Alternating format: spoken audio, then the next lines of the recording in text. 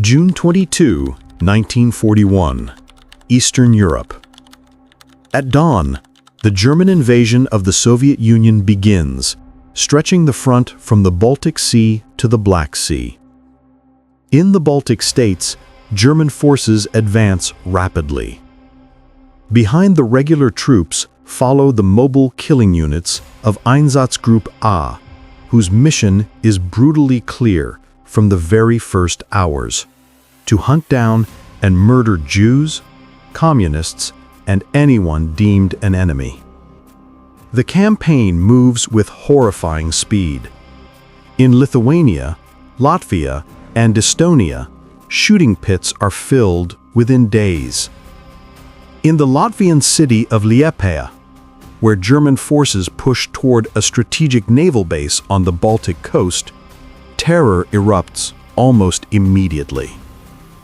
Einsatzgruppe A, along with its subordinate units, arrests civilians, seizes control of the streets, and carries out systematic executions. Local collaborators join the Germans, and within weeks, mass killings become a daily reality.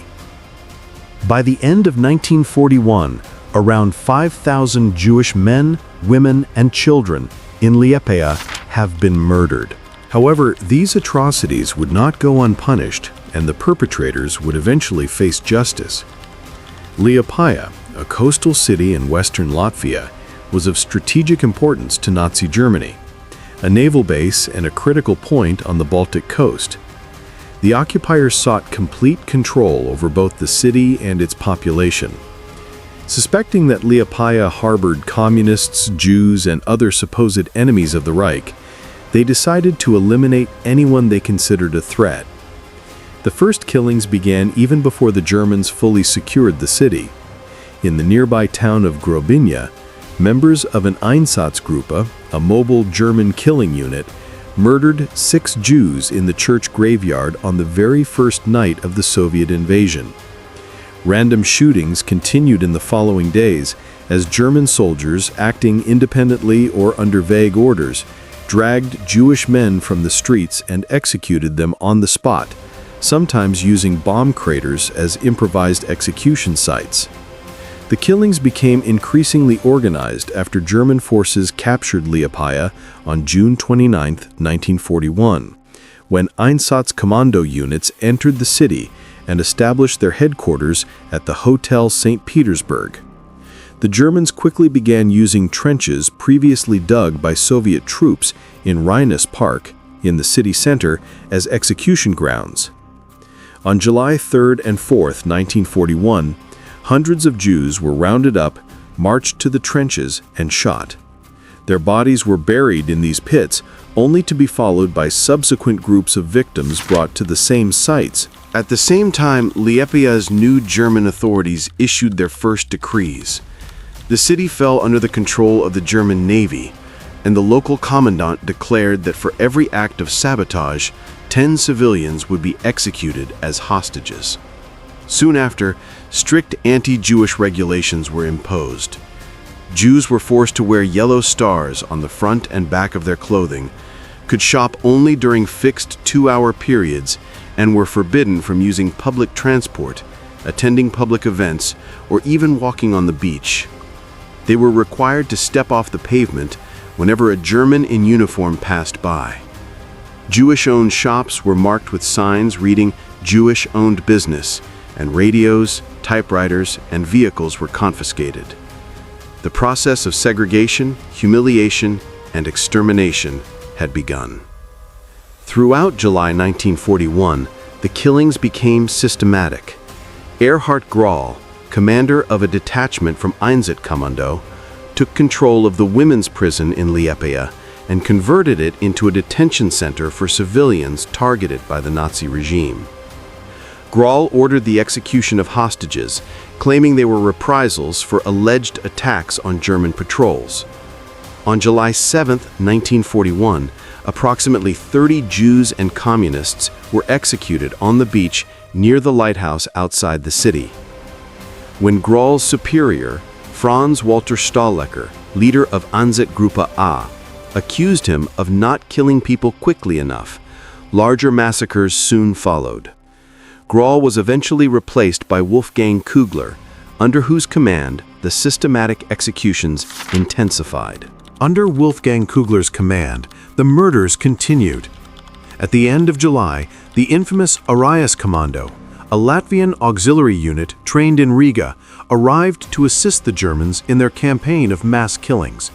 Working alongside the SS, they murdered around 900 Jews in just 2 days. The largest massacre in Liepāja occurred in mid-December 1941 at Šķēde, north of the city. The operation was led by Kügler, with assistance from Latvian guards. On December 13, 1941, a notice appeared in the local newspaper instructing all Jews to remain in their homes for 2 days.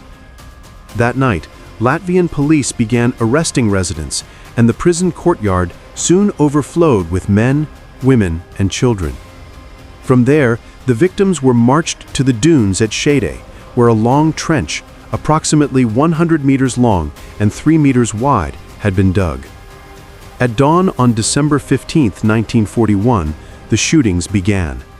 Victims were brought to a barn near the beach, ordered to undress, and driven toward the pit. German and Latvian guards beat those who hesitated, while SS officers whipped the prisoners to keep them moving. At the edge of the trench, victims were shot in groups of 10. After each volley, a German officer walked along the pit, firing finishing shots into anyone still alive. Behind him, a kicker, often a Latvian policeman, pushed or rolled bodies into the trench. The massacre lasted 3 days. By the evening of December 17, 1941, 2,731 Jews and 23 communists had been murdered. The shootings at Šķēde are among the few Holocaust crimes in Latvia captured on camera and remain the only known surviving film footage of Einsatzgruppe A mass executions. By June 1942, Liepāja's Jewish community had been almost entirely exterminated. Of the roughly 5,700 Jews who had lived in the city before the German invasion, only about 814 survived. The survivors were confined to a small ghetto of 11 houses and forced into hard labor for the German Navy and occupying authorities. Hunger, cold, exhausting work, and disease killed many. In October 1943, on Yom Kippur, one of the holiest days in Judaism, the ghetto was liquidated. The last remaining Jews were deported to Riga, the capital of Latvia, and only a handful of them survived the war.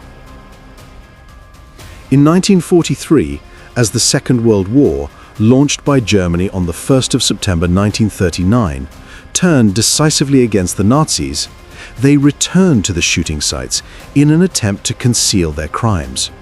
They poured chlorine over the corpses to hasten decomposition. Yet, the photographs, the film footage, and the prints preserved by David Zivkon ensured that the massacre could never be erased. A number of the perpetrators responsible for the mass shootings in and around Liepāja were punished, through death during the war, execution after it, or prison sentences handed down by post-war courts. Franz Stahlecker, head of Einsatzgruppe A and one of the main architects of mass murder in Latvia, was killed by Soviet partisans in March 1942. Fritz Dietrich, the police chief involved in organizing the December 1941 massacre, was captured after the war, tried by an American military tribunal for ordering the execution of captured American airmen, and hanged at Landsberg prison in 1948. Wolfgang Kügler, the SS officer who directed much of the killing in Liepāja, was sentenced in an early post-war trial to be fined and spent a short time in prison. When additional evidence of his role emerged in 1959, he was arrested once more, and before facing trial again, he hanged himself. Hans Baumgartner, responsible for mass deportations and shootings of Jews and other civilians in Latvia, was arrested in East Germany in 1969. His trial established his role in the murder of more than 6,000 people and he was sentenced to death and executed by shooting in Leipzig in 1971. Latvian collaborators also faced judicial reckoning. Viktors Arājs, the commander of the Arājs Kommando, was finally tried in Hamburg in 1979. His central role in mass executions, including those in Liepāja, was fully established, and he was sentenced to life imprisonment, dying in prison in 1988. Soviet courts likewise prosecuted members of his unit after the end of the war and sentenced 30 men to death for their roles in the mass shootings of the civilian population. Karl Emil Strott, a member of the SS who took pictures of the victims during the executions at Skede, received a 7-year sentence in prison. With the entrance of the Red Army to Liepāja and its liberation on 9 May 1945, approximately 20 Jews were found in the city. Some of them had fled and survived. Some had found shelter with Latvian acquaintances. Some had acquired forged Christian identification papers. And 11 Jews had hidden in a basement in the area of the ghetto on the night before its liquidation. They had remained there for a year and a half until liberation, with the help of righteous among the nations Robert Seduls and his wife Johanna. After the war, the city of Liepāja itself changed a lot.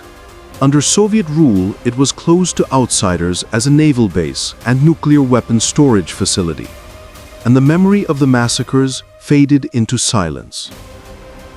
Only in the late 20th century did historians reconstruct the full sequence of events. Local memorials were erected near the dunes where the largest shootings took place, and on Liepāja Cemetery.